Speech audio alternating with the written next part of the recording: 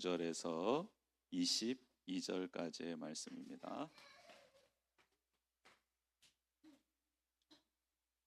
4절의 말씀 우리 같이 한 목소리로 합독하겠습니다. 그러므로 형제들아, 우리가 예수의 피를 힘입어 성소에 들어갈 담력을 얻었나니 그 길은 우리를 위하여 휘장 가운데로 열어놓으신 새로운 살 길이요 휘장은 곧 그의 육체니라.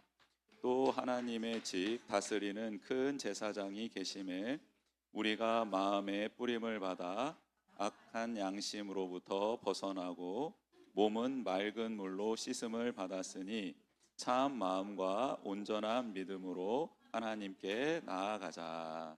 아멘. 오늘 귀한 말씀을 통해서 이제 하나님께 나아가자라는 제목으로 하나님의 말씀을 전하도록 하겠습니다. 오늘 주신 말씀을 통해 깨닫는 은혜 그리고 깨달은 그 말씀을 붙들고 살아가는 은총이 우리 가운데 가득하기를 주님의 이름으로 축복합니다. 오늘 성금요일이에요. 그래서 다른 날은 제가 금식을 안 하는데 오늘은 합니다. 저는 안 먹으면 죽거든요. 그래서 안 먹으면 죽는데, 근데 오늘 이제 성금요일이어서 성금요일이 될 때마다 그냥 예수님께 좀 많이 죄송해요. 죄송하기도 하고, 그리고 또 한 가지의 감정은 감사하기도 하고. 근데 아무튼 네, 그렇습니다. 그래서 성금요일이 되면 이렇게 주님을 좀 이렇게 생각하면서 지내고 싶어서 핸드폰도 이렇게 다른 데다 두고 좀 이렇게 하나님 생각하는, 주님 생각하는 시간으로 이렇게 가려고 하는데, 이제 오전 9시에 예수님이 십자가에 달리셔서 오후 3시에 운명을 하시거든요. 딱 6시간 십자가에 매달려 계시는 거예요. 보통은 십자가 형틀에 매달린 죄수는 3, 4일이 기본이고 한 일주일 동안은 그렇게 매달려 있습니다. 그래서 그 고통이 극에 다다를 때까지 십자가에 매달아 두는, 죄인들을 매다는 형틀이거든요. 근데 예수님은 왜 6시간 만에 운명하셨을까? 여러분, 우리는 그 이유를 알고 있죠. 예수님은 십자가를 지시기 전에 40에서 하나 감암매 채찍을 맞으셨어요. 근데 그 채찍을 맞으시면서 온몸이 다 찢기셨죠. 어떤 신학자는 이렇게 말하더라고요. 예수님이 다 이루었다 하시고 이제 하나님 내 영혼을 아버지 손에 의탁합니다 라고 마지막 십자가에서 말씀하시고 운명하실 때 휘장이, 성소와 지성소를 가르는 막고 있었던 휘장이 위에서부터 아래로 쫙 찢어지잖아요. 그래서 지성소의 틈이 이제 보이게 된 것 아닙니까? 찢어질 때. 근데 오늘 말씀에 보면 그 휘장은 곧 예수 그리스도의 몸이라 그랬어요. 그래서 한 신학자가 쓴 책을 봤는데 이렇게 표현을 했더라고요. 근데 너무 눈물이 나는 거예요. 어떻게 표현하셨냐면 이렇게 표현하더라고요. 예수님께서 채찍에 맞으시고 그의 몸이 찢기셨을 때 그 벌어진 살 틈에, 그 찢겨 나간 그 살 틈으로 하나님의 사랑, 하나님의 영광을 볼 수 있었다라고 썼더라고요. 그게 그렇게 연결이 되는 게 맞는 거예요. 그렇죠? 예수 그리스도의 몸이 곧 지성소를 맡고 있었던 휘장이었는데 예수님께서 당신의 생명을 내어주심으로 그 휘장이 찢어지면서 하나님의 은혜, 하나님의 영광의 빛이 우리 가운데 비춰지게 된 거잖아요. 근데 그 글을 읽는데 동의가 됐습니다. 아, 그렇구나. 정말 예수님 때문에 내가 살게 되었구나. 예수님 때문에 내가 하나님의 은혜, 영광의 빛을 보게 된 거구나. 이제는 죄 때문에 무서워서 하나님 앞에 못 나가는 게 아니라, 흠없고 온전한 재물이 없어서 못 나가는 게 아니라, 1년에 한 번 지성소에 들어가기 전에 죄가 있나 없나 대제사장도 조마조마하며 두렵고 떨리는 마음으로 혹시 죽을까봐 발목에 방울을 달고 들어갈 수밖에 없었던 그 두려움의 자리가, 이제는 예수 그리스도의 몸이 찢기시고 그 벌어진 틈바구니로 새어나온, 그 살틈 사이로 새어나온 하나님의 은혜와 사랑 때문에 이제는 그런 두려움이 아니라 예수 그리스도께서 나의 죄를 감당하셨다라는 이 기쁨과 감격으로 하나님 앞에 나아갈 수 있는 거구나. 죽을 만큼 큰 죄를 지었어도 예수님이 나의 죄를 씻기실 수 있다라는 이 믿음으로, 이 확신으로 하나님의 보좌 앞에 나아가게 된 것이구나 라는 것을 깨닫게 되었습니다.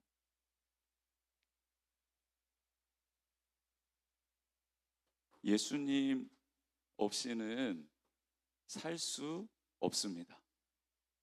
예수님 없이는 결단코 하나님 앞에 나아갈 수 없습니다. 예수님 없이는 미래가 없습니다. 예수님 없이는 우리 삶의 가치가 사라지는 거예요. 그러니 예수 그리스도, 그분이 우리의 유일한 구원자, 생명임을, 또 나의 인생의 모든 어려움의 답임을 알고 십자가로 가까이, 예수 그리스도께로 가까이 나아가는 우리 모두가 되기를 주님의 이름으로 축복합니다. 예수님께서 십자가에서 달리셔서 하셨던 말씀이 7문장이다 해서 가상 7언이라고 우리에게 알려져 있죠. 첫 번째, 예수님께서 십자가에 달리셔서 외쳤던 말씀은요, 아버지 저들을 사하여 주옵소서, 자기들이 하는 것을 알지 못함이니이다 였습니다. 하나님께 올려드리는 기도, 그 첫 번째의 기도는 우리를 향한 용서의 기도였습니다. 두 번째는 오늘 내가 나와 함께 있으리라 라고 하시면서 옆에 있었던 죄인 강도가 예수님께 저를 좀 불쌍히 여겨달라고, 당신은 하나님의 아들인 것 같습니다 라는 그 고백을 듣고 그를 구원해 주시며 죄를 용서해 주신 내용이 바로 두 번째 말씀이었습니다.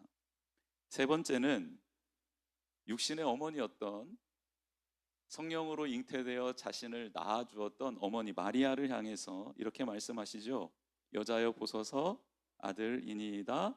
그리고 요한에게 보라 내 어머니라, 이렇게 말씀해 주십니다.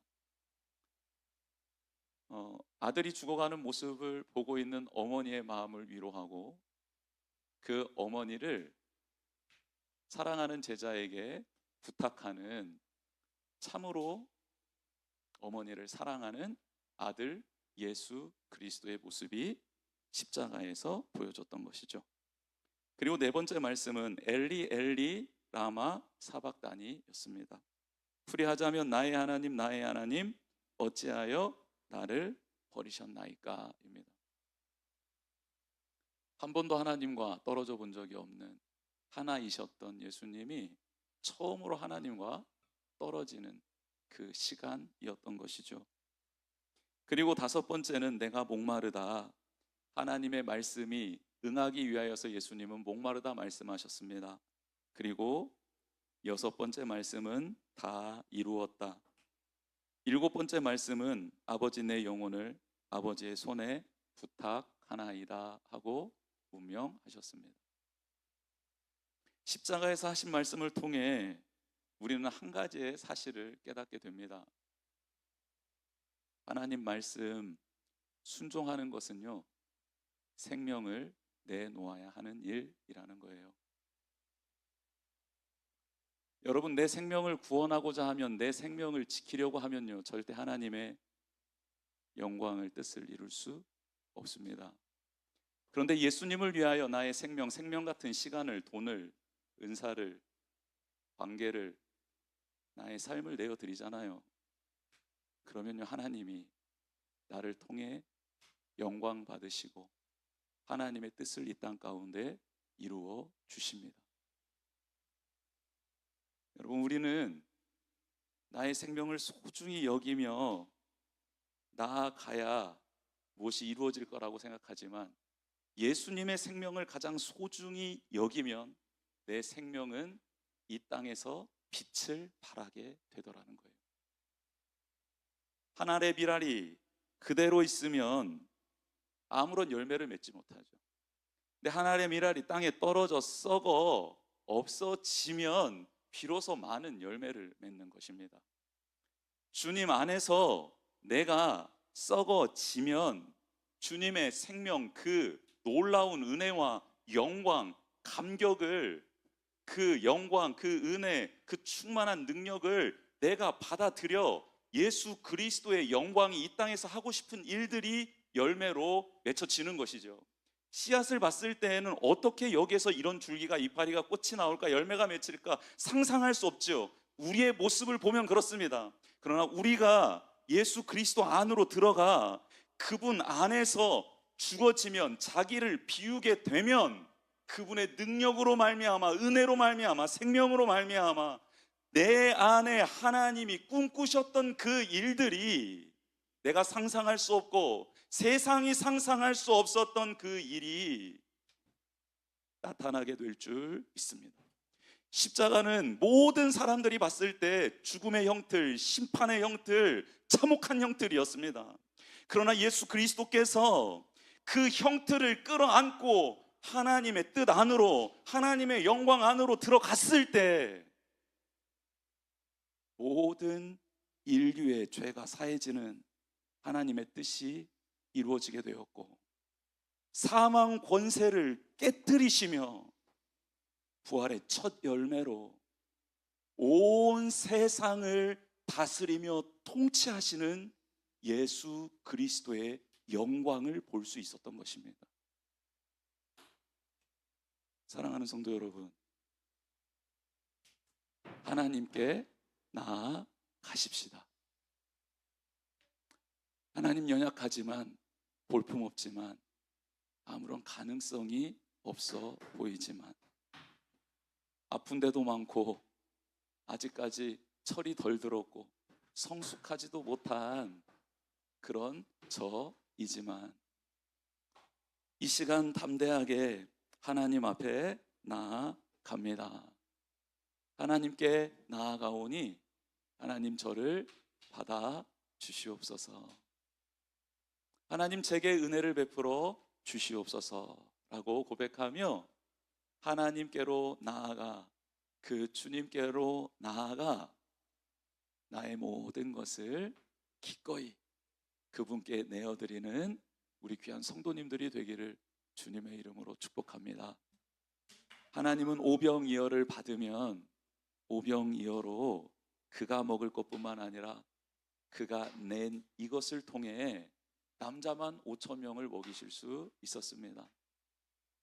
사도 바울이 예수님을 만나고 그의 모든 것을 배설물로 여기고 그의 모든 것을 예수 그리스도 그분의 손길에 올려드렸더니, 즉 그의 생명 전체를 예수 그리스도께 드렸더니 그를 통해 많은 이들이 구원을 받게 되었고, 그 구원받은 영혼들을 통해 하나님의 나라가, 하나님의 뜻이 이 땅 가운데 계속해서 이루어져 갈 수 있었습니다.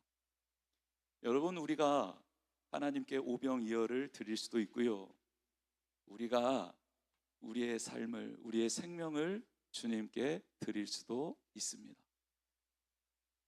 주님은 받은 그것을 가지고 하나님의 뜻을 이루시며 하나님의 영광을 보여주십니다.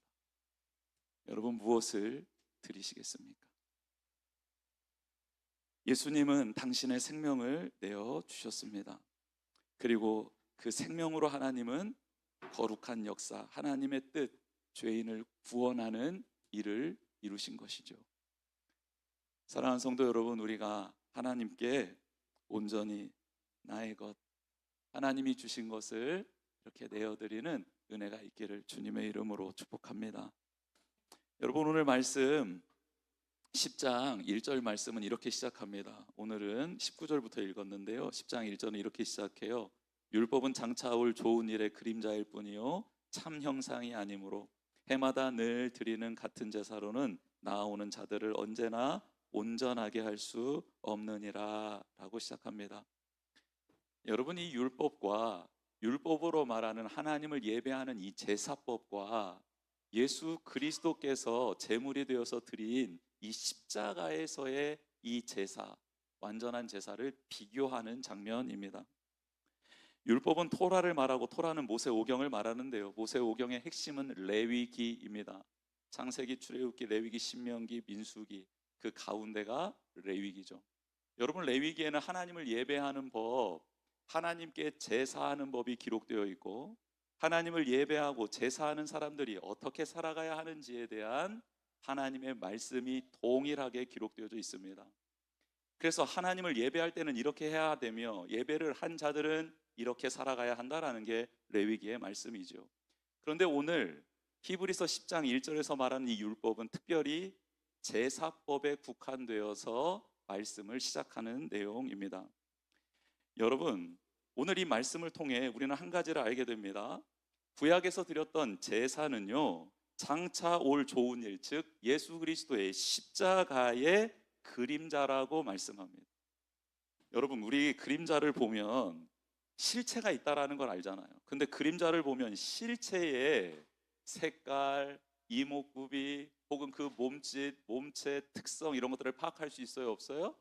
없어요. 그냥 그림자는 그림자일 뿐입니다. 즉 오늘 이 말씀은 우리에게 말씀을 하시는데, 깨닫게 하시는데 이거예요. 그림자의 실체에 대해서는 완벽하게 알 수 없었던 게 제사법이었는데, 그런데 그 제사법을 통해 너희들은 장차 올 가장 좋은 일을 깨닫게 될 것이다 라고 말씀하고 있는 것이죠. 여러분, 구약의 제사로 하나님은 일회적인 속죄의 은혜를 베풀어 주셨습니다. 잘못을 저질렀을 때 속죄제와 속건제를 드릴 수 있었어요. 그러면 그 죄에 대한 사함을 받을 수 있었던 거예요.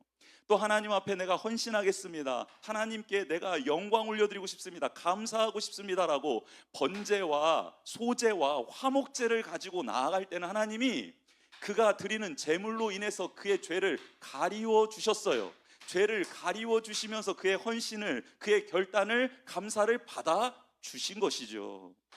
즉 그래서 구약의 제사는요, 해마다 늘 반복해서 드려야 됐고, 죄를 범하고 그 죄가 생각나면 매번마다 생각날 때마다 제사를 드렸어야 했습니다. 그래서 오늘 말씀은, 히브리서 10장 1절 말씀은 이런 제사로는 그들이 온전해질 수 없었다라고 결론을 내립니다. 그렇죠? 만약에 이 제사로 온전했었다면 제사 한번 드리고 안 드렸어야죠. 그런데 온전해지지 않은 거예요. 그래서요, 이 율법으로는 죄가 사함받지를 못하고, 이 율법으로는 죄를 깨닫게 되고 죄가 드러나게 된 것이에요. 즉 제사를 드리러 나갈 때마다 내가 죄인인 것이 깨달아지는 거예요. 내가 죄인인데 하나님이 나를 받아주시는구나, 감사드립니다 라고 그 하나님의 은혜에 감격할 수 있었던 것이죠. 그런데요, 이제 온전한 영, 단번에 한 번의 제사로 영원한 속죄가 있는 제사가 드려진 거예요. 누굴 통해서? 예수 그리스도를 통해서.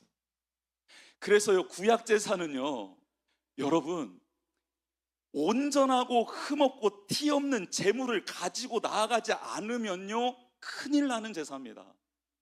대제사장도 하나님 앞에, 은혜의 보좌 앞에 1년에 한 번 대속죄일에 들어가려면요, 덜덜덜 떨면서 들어가는 자리였어요. 즉 구약의 제사는 기쁨과 환희보다는 나의 죄가 발견되어지고 드러나며 하나님 앞에 두려움과 경외감으로 나아갔던 제사였던 것이죠.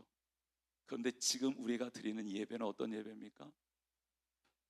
예수님께서 나의 죄를 위하여 돌아가셨음에 감사하며 감격하며 나아가는 은혜의 예배, 감격의 예배, 기쁨의 예배를 드릴 수 있게 된 것입니다. 예수님은 우리의 죄를 해결해 주셨습니다. 한 번의 제사로 자신의 몸을 드리심으로 영원한 죄 용서를 이루신 것이죠.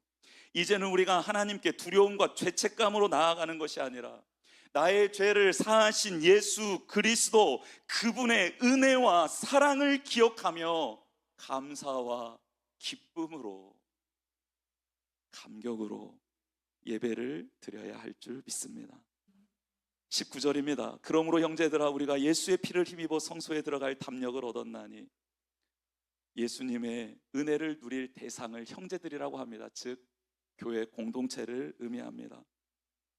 우리는 이제, 교회인 성도들은 이제 예수 그리스도의 피를 힘입어 성소, 즉 하나님의 임재가 있는 곳으로 들어갈 수 있게 되었습니다. 들어갈 담력을 얻게 된 것이지요. 이제는 걱정할 게 없습니다, 여러분. 흠 없고 티 없는 재물을 준비하지 못했는데, 걱정하지 않으셔도 됩니다. 예수님께서 이 땅에 오셔서 하신 일, 세리와 창기와 죄인들과 버려진 자들, 율법으로 정죄받았던 수많은 사람들을 다 모아 온전하지 않은 자들을 온전케 해 주셨습니다. 온전해서 주님께 나아오는 게 아니라, 흠 없고 티 없어서 주님께 나아오는 게 아니라, 흠 많고 티 많고 죄인 중에 괴수인데 이제는 나아갈 수 있게 된 거예요. 왜냐하면 주님께서 그런 나의 죄와 허물을 다 담당해 주셨기 때문입니다. 20절입니다. 그 길은 우리를 위하여 휘장 가운데로 열어놓으신 새로운 살 길이요, 휘장은 곧 그의 육체라. 새로운 길, 은총의 길, 살 길이 어떻게 열렸습니까? 예수님의 육체로 여신 것입니다. 그분의 고난과 죽음으로 여신 길입니다. 예수님이 운명하실 때 지성소를 맡고 있던 휘장이 위에서부터 아래로 찢어졌습니다. 아래에서부터 위로 찢는 것이 사람이 하는 일, 하나님이 하는 일은 위에서부터 아래로 찢는 일, 하나님이 하신 일이라는 겁니다. 여러분, 예수님의 순종, 그 고난과 죽음으로 말미암아 죄인들이 살 길, 이전과는 완전히 다른 새로운 길이 열렸습니다. 아멘. 제사처럼 반복되는 것이 아니라 죄가 가리워지고 다시 제사를 드리지 않아도 된다라는 거예요. 죄가 가리워지는 것으로 만족하는 게 아니라 이제는 죄를 사함받은 자로서 살아가게 될 새 길이 열렸다라는 것입니다. 예수님이 자신의 죽음으로 열어놓으신 이 새 길로 담대히 나아가십시다. 예수님의 이름으로 구하시면 됩니다. 죄를 용서해 주신 은혜를 기억하며 감격으로, 감사함으로 나아가는 우리 모두가 되기를 주님의 이름으로 축복합니다. 은혜의 보좌가 열렸습니다. 그분의 영광과 생명이 우리의 것이 되었습니다. 예수 그리스도의 이름으로 나아가십시오. 보혈을 의지하여 나아가십시오. 그분이 나의 죄를 위하여 돌아가셨다는 사실을 믿음으로, 그분이 나의 주인이라고, 나의 구원자라고 고백하며 나아가십시오. 하나님은 예수 그리스도 때문에 우리를 영접해 주시고, 예수 그리스도 때문에 우리를 회복시켜 주시며, 예수 그리스도 때문에 우리에게 필요한 모든 각양 다양한 은사를 선물로 주실 줄 믿습니다.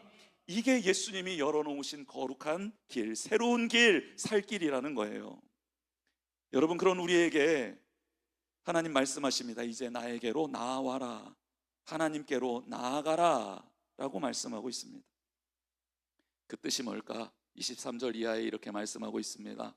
하나님께 나아간다라는 것은 또 약속하신 이는 믿으시니 우리가 믿는 도리의 소망을 움직이지 말며 굳게 잡고 서로 돌아보아 사랑과 선행을 격려하며 모이기를 패하는 어떤 사람의 습관같이 하지 말고 오직 권하여 그날이 가까움을 볼수록 더욱 그리하자.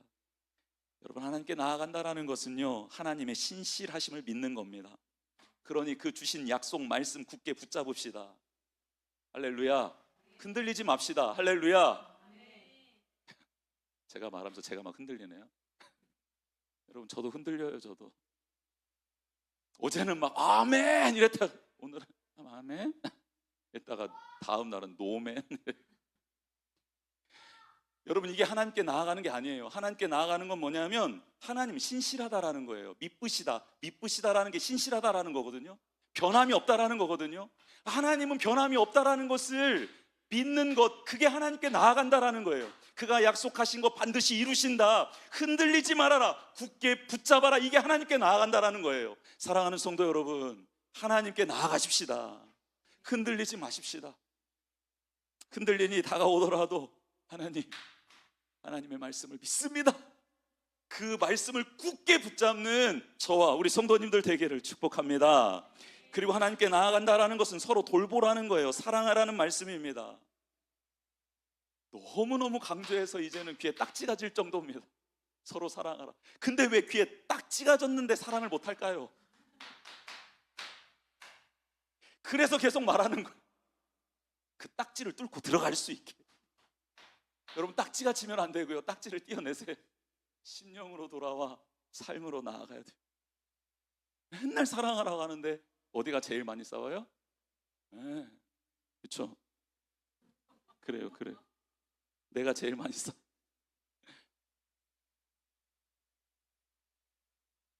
그리고 하나님께 나아가는 건요, 모여 말씀 배우고 기도하고 교제하는 것을 통해 그리스도인답게 성장하는 게 하나님께 나아가는 거예요. 모이기에 힘쓰랍니다. 교회, 주님의 뜻이 이루어지는 공동체가 건강해야 된다라는 거예요. 이게 하나님께 나아가는 거예요. 교회가 건강해지잖아요. 그거 하나님께 나아가고 있는 거예요. 교회인 성도님들이 건강해지잖아요. 이게 하나님께 나아가고 있는 거라고요. 할렐루야. 그겁니다. 예수님이 이 땅에 오셔서 흔들림 없이 하나님 말씀 붙잡고 사셨죠. 예수님 제자들과 죄인들 끝까지 사랑하셨죠. 그리고 제자들 가르치며 기도하고 함께 먹고 마셨죠. 공동체 이루셨죠. 즉 예수님은 매일매일 하나님께 가까이 나아가고 있었던 거예요. 그래서 결국 십자가를 붙들 수 있었던 거고, 그 십자가를 통한 하나님의 뜻, 이 세상은, 마귀는 상상할 수 없었던 하나님만의 뜻이 거룩한 씨앗이 되어 이 땅에 오셔서 그 사랑 안에, 그 말씀 안에 썩어져 없어진 예수 그리스도를 통해 나타나게 된 것입니다. 여러분이 하나님 앞에 하나님께로 나아가십시다. 우리가 상상할 수 없었던 일이, 그 일이 이루어지게 될 줄 믿습니다. 같이 찬양하며 나아가겠습니다. 우리들을 위하여 십자가에 못 박혀 모든 죄를 용서하사 의인 삼아 주신 주, 어떤 일이 있어도 나를 버리지 않고 죽기까지 사랑하실 나의 귀한 나의 예수님, 내 마음의 한 자리 가장 귀한